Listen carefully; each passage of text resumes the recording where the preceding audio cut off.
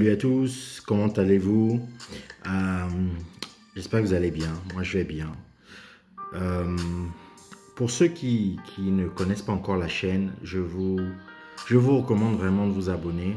Abonnez-vous, abonnez-vous et faites sonner la cloche, activez la cloche de notification.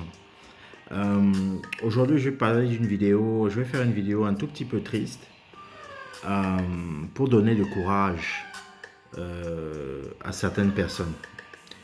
Euh, En tant que chef d'entreprise et en tant qu'être humain, nous avons l'habitude de traverser des situations compliquées, des challenges très très très difficiles. Et souvent, nous ne pouvons pas trouver du réconfort. Nous ne trouvons pas du réconfort, nous nous sentons vraiment très seuls.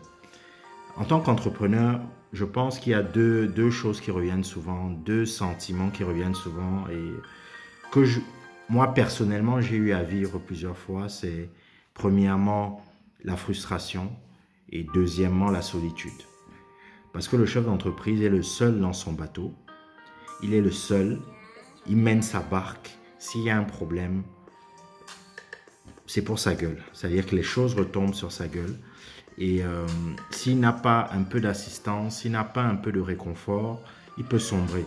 Il peut sombrer dans la dépression, il peut sombrer dans toutes sortes d'excès. Ça peut être la drogue, ça peut être l'alcool, ça peut être les femmes, ça peut être beaucoup de choses, etc. qui ne sont pas forcément de bonnes choses euh, pour l'entreprise.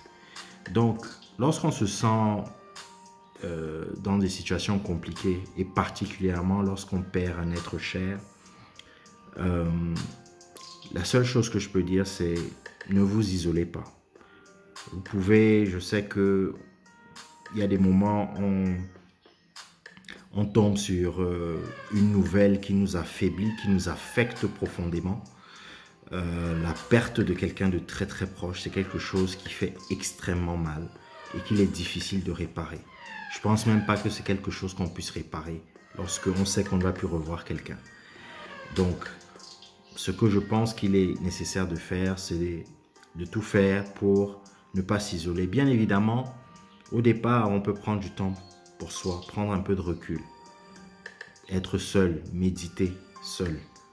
Mais il ne faut pas rester seul trop longtemps pour éviter un autre drame, pour éviter de sombrer à jamais. Essayez de vous rapprocher de vos proches, essayez de vous rapprocher d'un parent, d'un ami fidèle, pas n'importe quel ami qui est content de votre malheur. Essayez de vous rapprocher d'un ami fidèle qui sera votre écoute, qui pourra même vous faire rire si c'est possible, qui pourra vous réconforter. C'est pour ça qu'il est nécessaire d'identifier bien toutes les personnes qui traînent autour de vous, de savoir qui est qui. C'est très important de savoir qui est qui. Donc, ne vous isolez pas. La deuxième chose à faire, c'est méditer.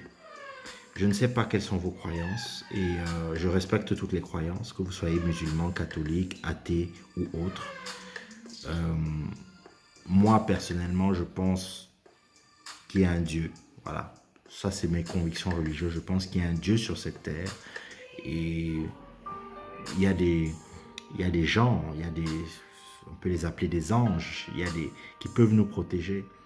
Et je pense que il ne faut pas en vouloir aux personnes qui puisent leur énergie justement dans ça, c'est-à-dire dans la religion et dans la foi en une entité supérieure. Il ne faut pas les frustrer. Je respecte ceux qui ne croient en rien du tout, c'est-à-dire ou qui croient à des choses bizarres. Si tu crois à ton chien, c'est bien. Si tu crois, vraiment, c'est bien. Mais je crois que c'est très très important de méditer. Si vous êtes musulman, vous lisez quelques passages du Coran. Si vous êtes chrétien, vous lisez quelques passages de la Bible. Vous apprenez à méditer, vous apprenez à vous retirer pour penser et lire. Parce que mine de rien, il y a beaucoup de paroles de sagesse là-dedans. Il y a beaucoup de paroles de sagesse. L'autre recommandation, ce serait d'essayer de se trouver ou bien de muscler les activités, de certaines activités. On ne comblera jamais le vide On ne comblera jamais le vide qui a été perdu, mais que ce soit dans le sport, si vous êtes un fan de sport, redoublez d'efforts dans le sport pour vous oxygéner. Si vous êtes quelqu'un qui aimait la musique, mettez-y l'eau à fond. Si vous êtes quelqu'un qui a des passions, qui avait des projets, essayez de trouver les ressources pour vous lancer à fond dans ce projet. Et lancez-vous pour vous, mais faites-vous aussi, comment dire, que ce projet aussi soit un hommage à la personne que vous avez perdue. Essayez de transformer ça en hommage. Je parle comme ça a l'air simple comme ça, mais ce n'est absolument pas simple. Ce n'est absolument pas simple, mais ce sont quelques petits outils, quelques clés qui vous permettront de sortir progressivement du deuil. Voilà, j'ai fait une petite vidéo comme ça et n'hésitez pas à commenter et partager. Allez, bye bye.